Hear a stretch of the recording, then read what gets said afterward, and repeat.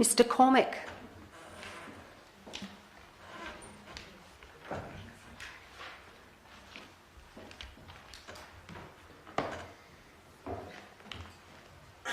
Good morning, Mr. Cormick. I'm certain that you're aware you have 5 minutes with a possible extension of 3. If you could give us your name for the record and the agenda item you're speaking to when you're ready.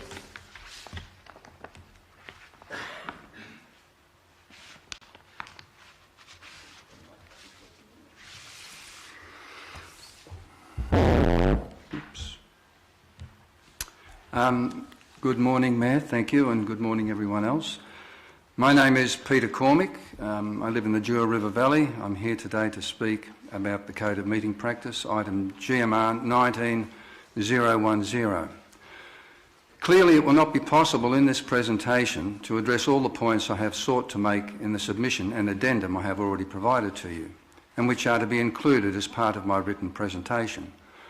But I will endeavour to address some of the issues I regard as the most important within the time available, starting with the unconscionable proposal to cease the live streaming of public forum, followed by the meeting principle requiring councillors to be fully informed in their decision making. Dr. Cartledge, who has just spoken, who is well known to council, declared in a post to the much lauded online Beagle that the proposal to cease live streaming of public forum is bigger than any other matter that this council has had to deal with to date, including the Mackay Park development, a claim which most of you will no doubt regard as outrageous. And therein lies the essential problem. The nature and enormity of the proposal, in its undermining effects on what remaining democratic processes we have, clearly does not register in the minds of those who no doubt thought it a very clever manoeuvre in assuming yet more control over the information made available to the community. It is a proposal that reveals or confirms an attitude, or dare I say a culture, within council that does not recognise, other than by words, the central importance of increasing and maintaining open and accountable government if we are to hold on to a democratic society. In all the decisions that each of you make as councillors, you are, for those of you who need reminding, obliged to act in the best interests of the public. If a recommendation put before you is not in the public's best interests, you are obliged to vote against it.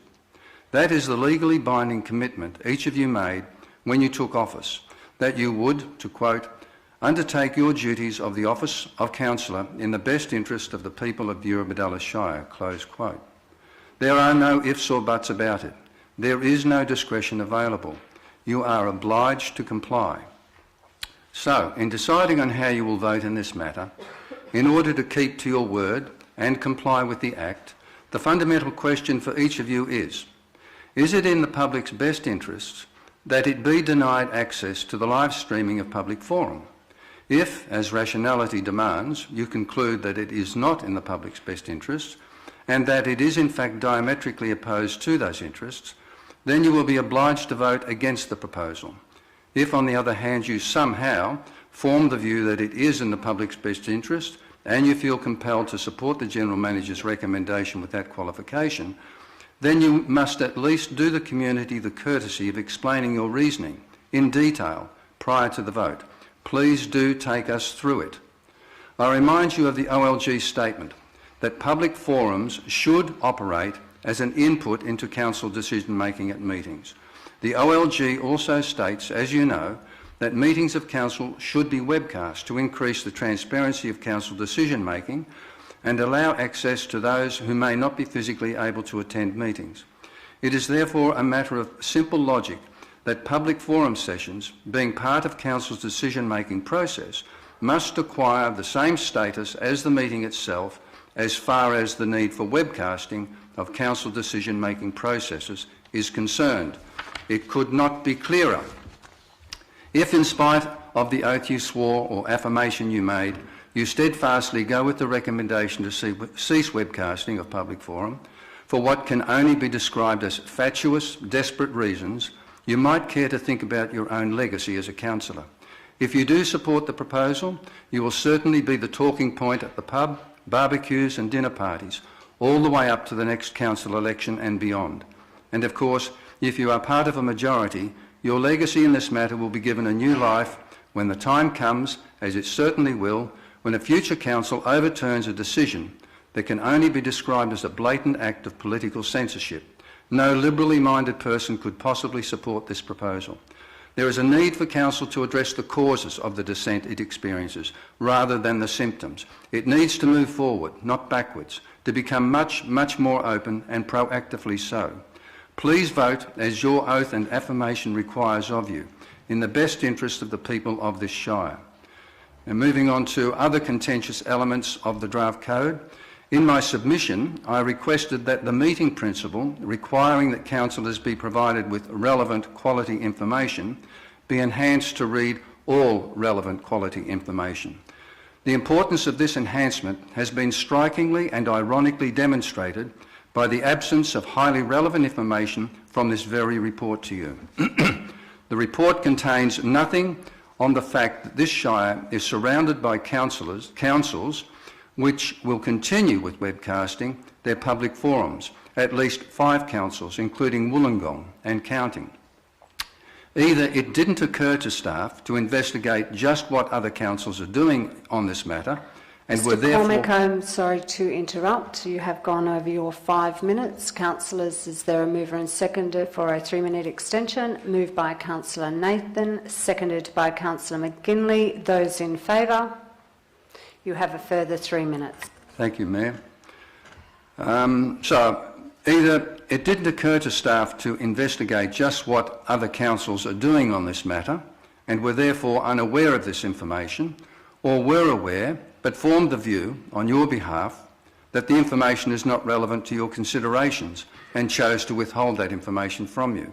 In either case, staff have clearly failed in their duty to properly inform you in your considerations prior to voting. It may well be that the Eurobodalla Shire is the only Shire intending to remove live streaming from public forum.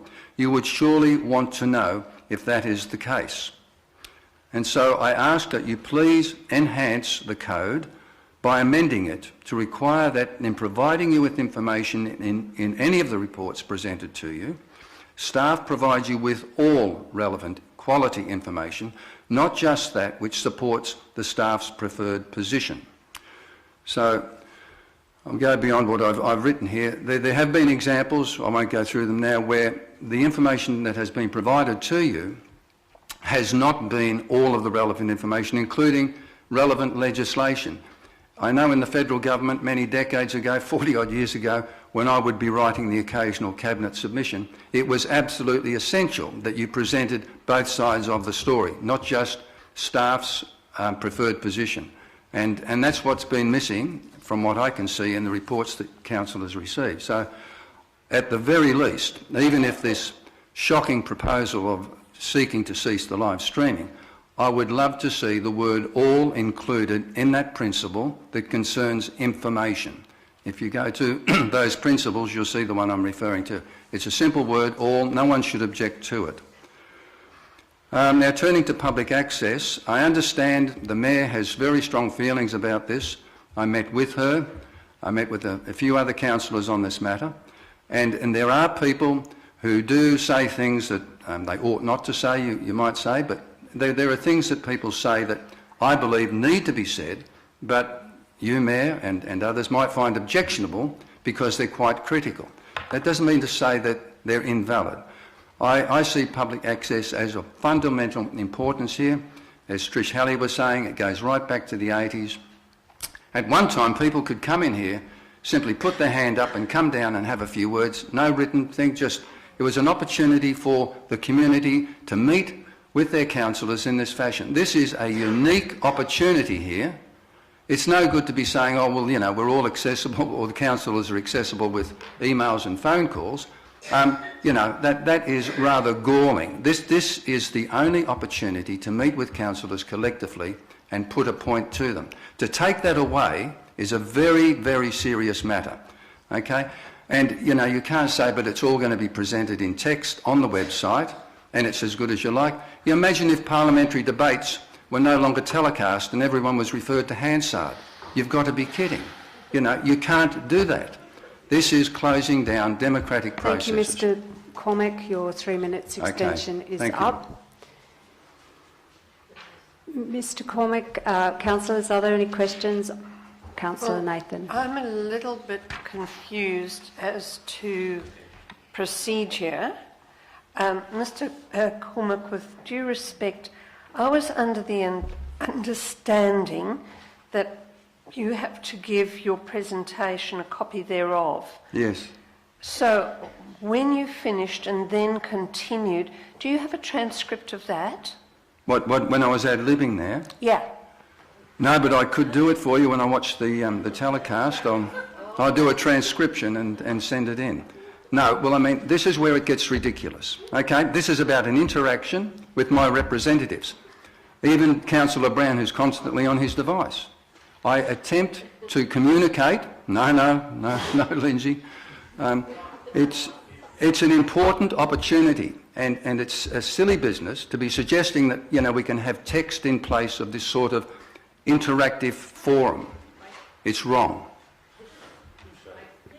Mr Cormick, could you please give me an example of any other level of government that gives community the opportunity to come and address their elected representatives just prior to making any decisions? No, this is unique to local government, as it should be. This is the coalface, and we ought not to be looking for reasons to disentitle, but rather to move forward and enhance and improve. So it's the wrong question, in a sense. Okay, thank you for that, Mr Okay. Cormick. Any further questions? Councillor Brown. I'm actually trying to find the point. Oh, Lindsay, mate, you know. No, all relevant information. You said to change the name. Good, before. okay. Okay, so what point was that, please? Well, I'm expecting a very good question then. Well, I'm just asking what point of you mentioned it you said it should be changed and added instead of... Oh, the word all. Okay, Yeah, you'll see that there are principles at the very beginning of the code. Yeah, I'm just trying to work out where it was. It's principle number 2 concerning information. Just the word all needs to be put in front. Just trying to locate it, that's all. Okay. Right, look, there it is. I'm scrolling, by the way.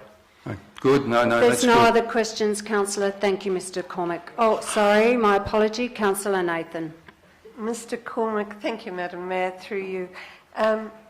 The issue that you raised was very germane, that this is the only forum and time when people can come and address the 9 of us, Yes. or the 9 us at this That's right. moment, but the Correct. 9 elected councillors Collectively, yes. collectively. Yes. Do you see that as different to A, them being able to address us, and B, to disseminate that information elsewhere? I'm not quite understanding the question, Councillor Nathan.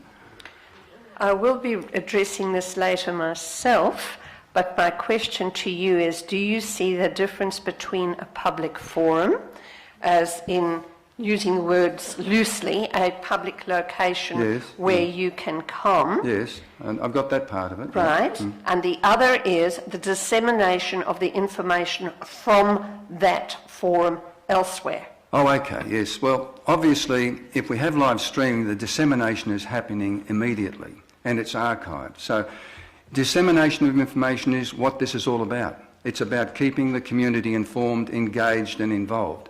As soon as you stop the live streaming, you have cut it right back, as I say, to the equivalent of Hansard instead of televising of parliamentary debate. It's just a huge backward step, okay? Yet another one, thank you, Madam Mayor. Are you aware of where local government has any parliamentary style privilege? No, you're all covered, as I understand it, provided you make your decisions in good faith based upon the information provided to you by staff. But no, you don't have parliamentary privilege.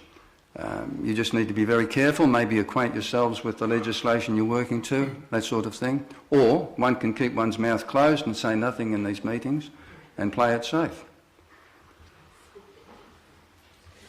Councillor Main. Thanks, Madam Mayor, through you.